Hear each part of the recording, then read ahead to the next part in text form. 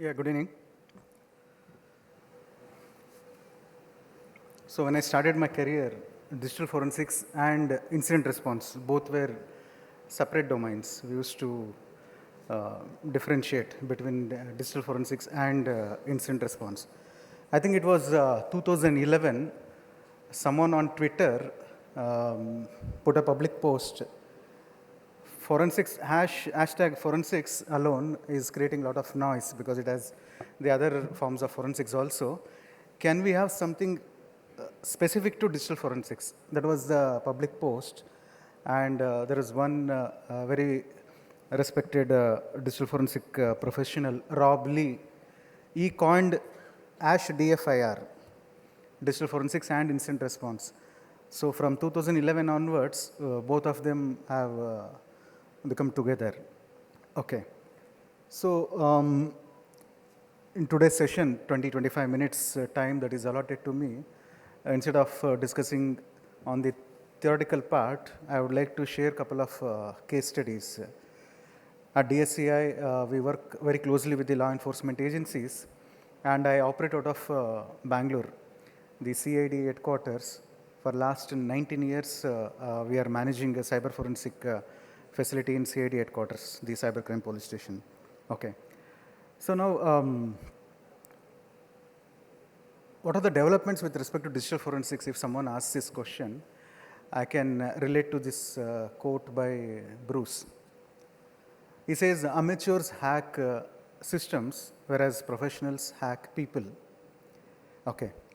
So this is this slide alone gives you the complete information about the current affairs with respect to incident response. So now, if I want to expand this quote, amateurs try to break the security if they want to get access to a particular password or if they want to breach the security. Whereas professionals manipulate the person who has that information. Okay. Because this mind hacking or people hacking for last 5-10 years, you might have witnessed, because there was an old saying, human is the weakest link in cybersecurity, and that is now proved very well with the kind of digital arrests that are happening every day in the country. So what is the psychology behind hacking people? Whether people can be hacked. Okay.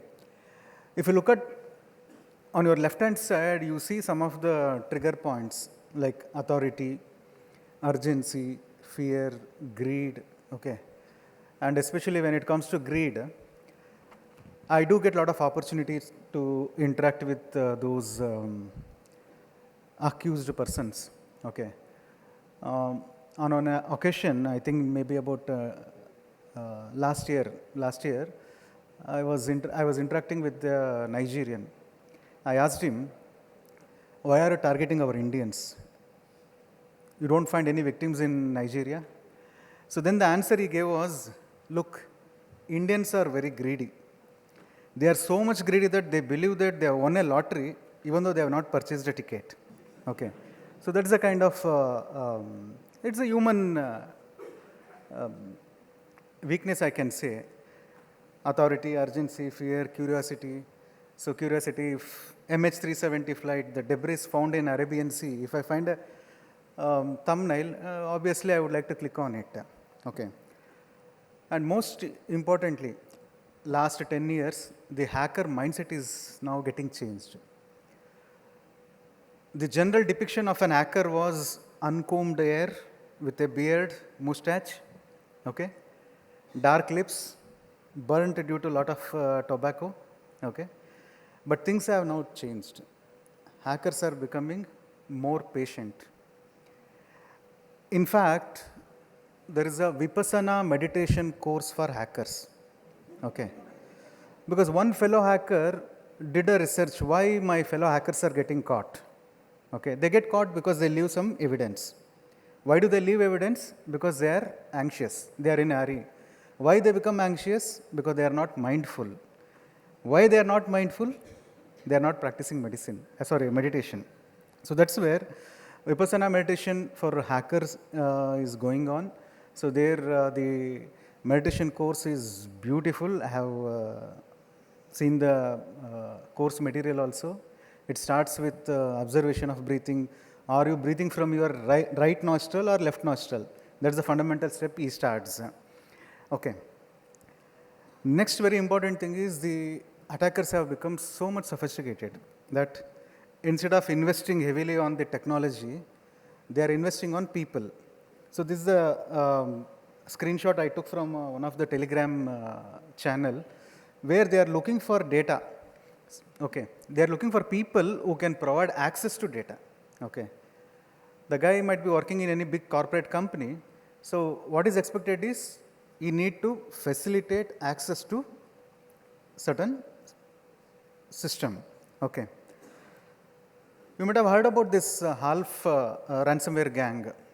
So why I am sharing this case study is that this case study is an excellent depiction of hackers tracking the legislation also, the regulatory legislation, whatever new laws or new rules that are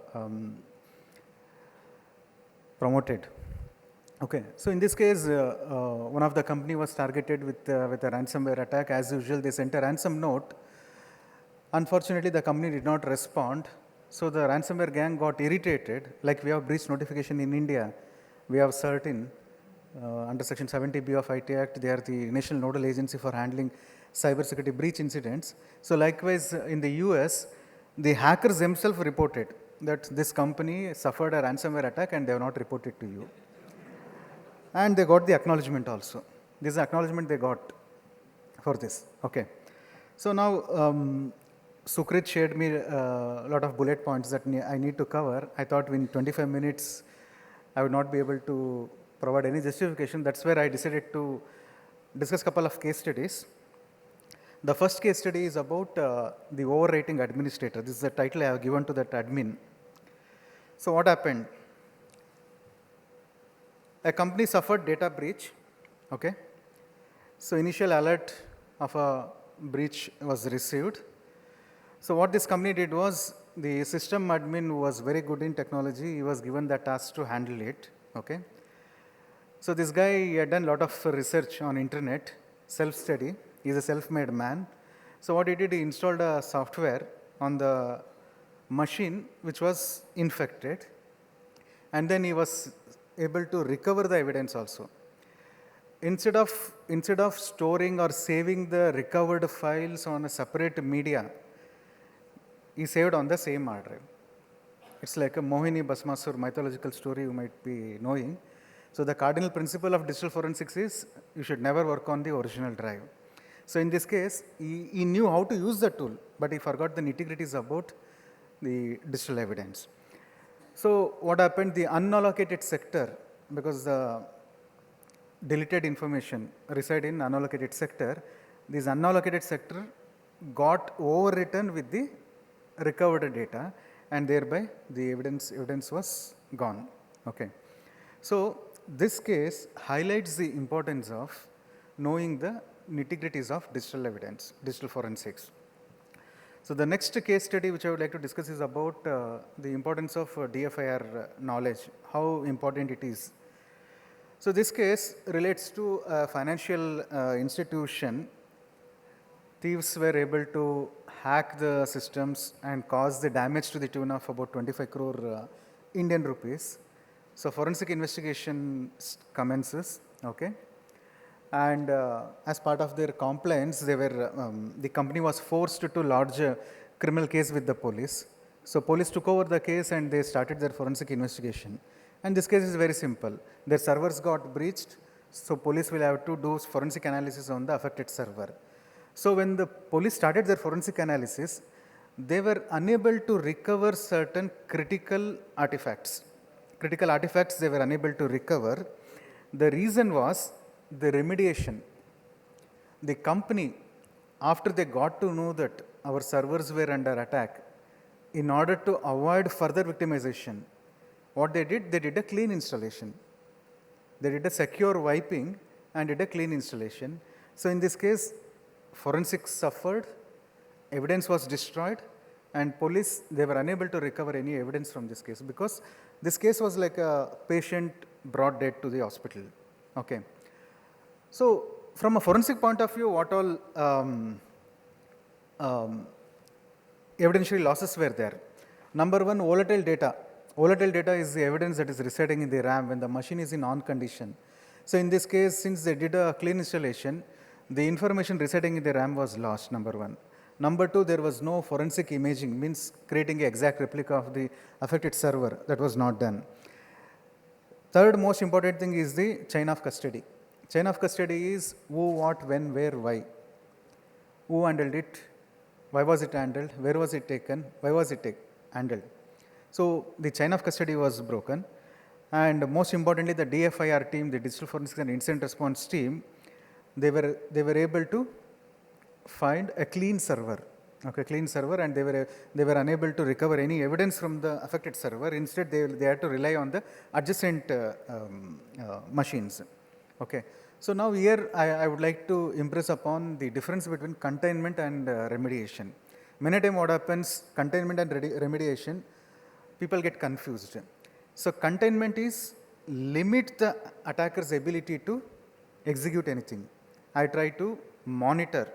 I try to play with the hacker. I try to create some false, fake email communication. If the hacker has already established his foothold in my network, I am trying to create an impression that I am doing something. Means I am trying to communicate some false emails and all. And it's like investigation. When the police, they are doing the investigation, it's like a parallel investigation that you are doing. Whereas remediation is immediately kicking out the attacker out of your network. And in this case, once you have done it, the investigation is over. Okay. So the main difference between containment and remediation we need to appreciate. Although containment and remediation both comes under the life cycle, the NIST life cycle, if you have seen the incident response life cycle released by the NIST, you will find it. The third case study which I would like to discuss is about unlicensed software in digital forensics. Like criminals are the perpetual early adopters of technology. When it comes to digital forensics in India, because of our legislation like the Bharatiya Sakshya Adhiniyam, the previous Indian Evidence Act, it authorizes only government agency body as examiner of electronic evidence. Who can provide opinion with respect to digital evidence in court matters? It is only the government notified laboratories only. So that is the reason we are not finding too many players who are very active in digital forensics. So this is one very good case study. So internal investigation team were given the task to do examination of a server which was compromised. So the internal expert decided to use a pirated forensic tool to save time and cost. And many times it becomes very difficult because the price tag of any digital forensic tool, it's very huge. Okay. So the pirated software is installed directly on the compromised server. Okay. The pirated software alters and overwrites. And if this case comes on public domain, say if it is a criminal case, the court proceedings get documented on the websites. As you are all aware, the district courts or the high courts, whatever proceedings are there, that comes on public domain. So if this information that this particular agency, this particular company has used a pirated version of the tool, so then it becomes an IPR issue. So in addition to compromising the integrity of the digital evidence, you will have to face the IPR violation challenge also. So the next very important thing is defense counsel. Now, especially the government departments, when you are investigating a potential breach incident, you always wish to go for a logical conclusion. When I say logical conclusion, you would go for a prosecution, the criminal prosecution. Now, what is happening with respect to defense counsel? There is a trend in the country. Police officers who have completed 20, 25 years of experience, once they become eligible for pension, so they take VRS and they start practicing. Instead of representing the prosecution, they try to represent the accused person.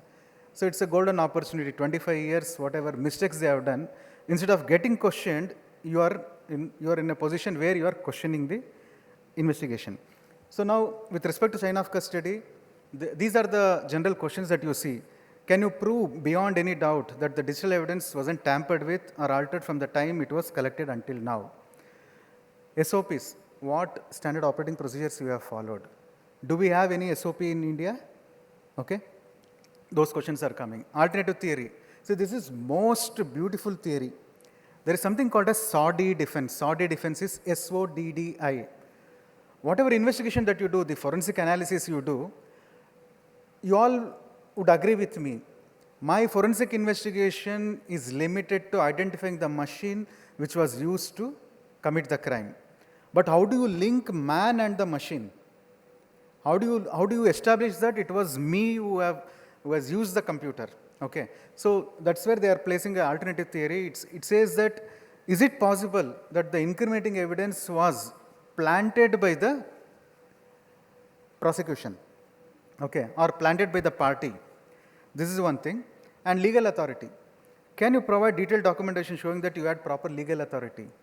Whether you had that legal authority to do this. So these are some of the questions that we are seeing. And particularly with respect to government departments, I know that in terms of budget and the processes to procure the tools and all, so there is a general misconception that you need to use court-validated forensic tools. Okay, I have done about 40 batches of training program for judiciary. I have asked them, do we have any court-validated digital forensic tool? The answer is no. As of today, there is no court-validated forensic tool. You can use free and open source tool also. The reality for that misconception is demanding proprietary software for examination itself is a direct violation. Because there are two important properties that you need to keep in mind. One is the reproducibility, the second one is the repeatability. Reproducibility is you get same results when you use the same tool. For the second time when you do the analysis, it should generate the same result. Repeatability is same result when you are using two different tools. As long as you are able to satisfy these two conditions, then no one can stop you by in using the free and open source forensic tools. Also, there is no need for reinventing the wheel. The ISO 27037 covers widely, exhaustively regarding the response, the handling of digital evidence handling process. The entire thing is documented starting from identification, collection, acquisition till preservation. So the first incident response, when you suffer a cybersecurity breach incident, this particular standard 27037 gives you complete information about starting from the identification till preservation of the evidence. And also the associated ISO standards are in this slide. ISO 27035 talks about the incident management. 37 I already covered. 041, it talks about the suitability and adequacy of incident investigation methods. And most important thing is the 27042, which talks about the interpretation of digital evidence. Okay, so all the standards exist. There is no need for reinventing the wheel. We just need to start using it. So evidence preservation, chain of custody and legal consideration. The cardinal principle of digital forensics is there is something called as principle of least disturbance. How do you handle the evidence? The moment you got to know that the server is attacked or breached, how do you handle it? So this is the principle of least disturbance. You need to, if you are using write protection, okay, you can write protect a computer. If you are dealing with a mobile device, you can never write protect it. Mobile device, you cannot write protect a mobile device. So likewise, the evidence integrity, use hashing, use the write blocker devices, all those things for the protecting the evidence integrity. And now in worldwide, there is a debate around privacy. In DSCI also, we do a lot of activities related to privacy. So digital forensics, now the privacy advocacy is about how do we ensure that my personal information is not breached. Be it a company, be it your institution where one of the employees involved in a breach incident, your handling is mobile device or your handling is personal laptop. So now the question he poses is, what about my personal information? Okay. And also when I extend it to prosecution, can the court give permission to to access only certain portion of the hard drive. C drive contains system files, D drive contains official file, E drive contains my personal folder. Can court instruct the digital forensic examiner, okay, not to preview the E drive? So that's not at all possible. Yeah. And let me tell you the automation.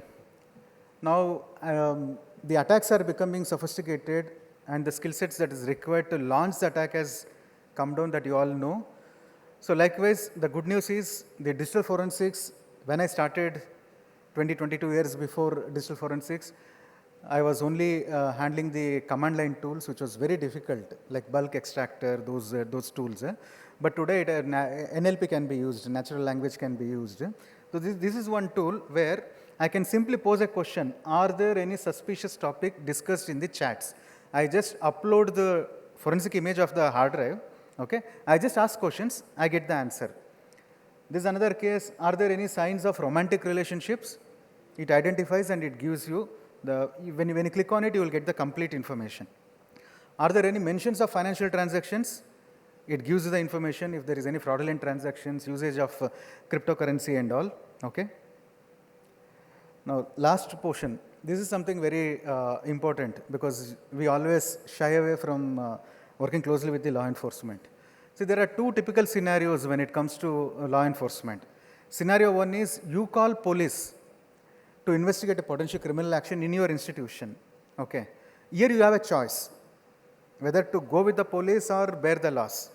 The scenario two is you will have to respond to a police inquiry. Okay. So now it becomes difficult, because police, they have wider power, they barge in the premise.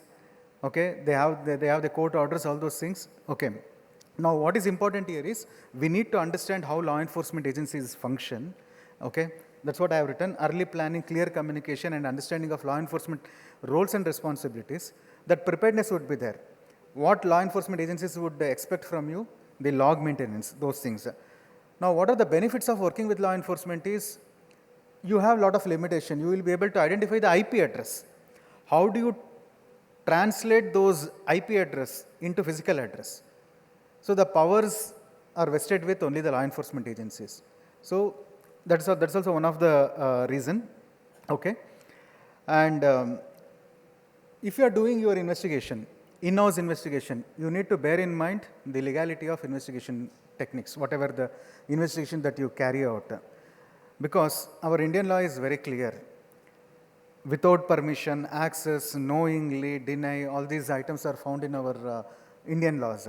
So most importantly, some of the corporates, they try to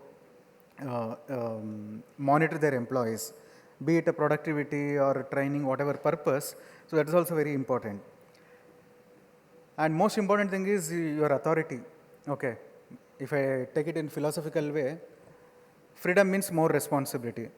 Same thing can be applied here. Your authority to conduct investigation comes with a lot of responsibilities. You need to keep this in mind.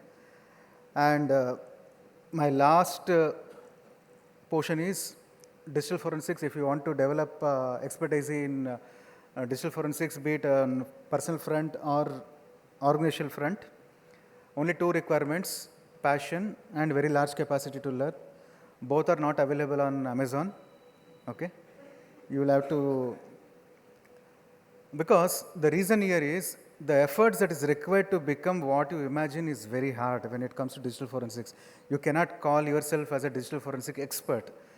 You are like a doctor. If you ask a doctor, what do you do? He say, I practice medicine. You ask a lawyer, what do you do? He say, I practice law. Similarly, a digital forensic expert is always a lifetime digital forensic practitioner.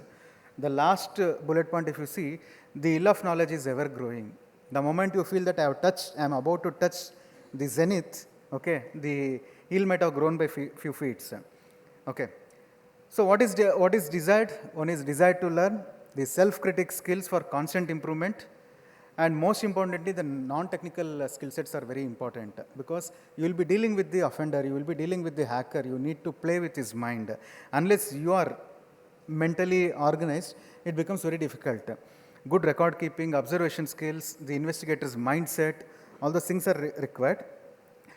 And cybersecurity professionals also need to have some understanding of law, because what is right, what is wrong, what is legal, what is illegal, what is ethical, what is unethical, all those things you need to have in mind. And lastly, you need to have the managerial abilities, because the MBAs steal our jobs. They are in better position to present my findings.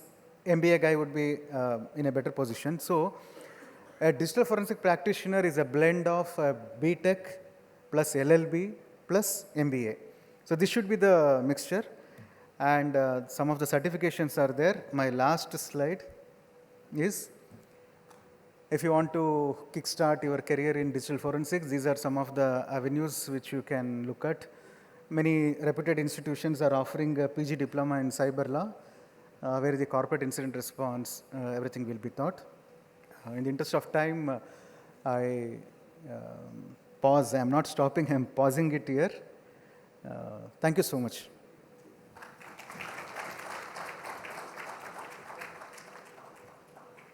Getting a bigger applause for Mr. K. Venkatesh Murthy here. A very comprehensive. Thank you. Please call upon the next segment, Mr. Sukrit Ghosh, and for his closing remarks.